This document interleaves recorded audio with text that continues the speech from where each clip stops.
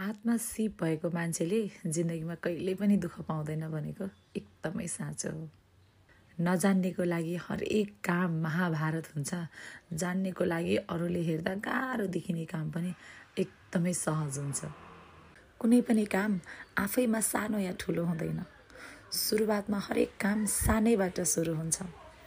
सिप सिकेर मेहनत, लगन र निरन्तरता दिएमा कुनै पनि बिजनेसले ठुलो रूप लिनको लागि कति पनि समय लाग्दैन। इतिहास साक्षी छ।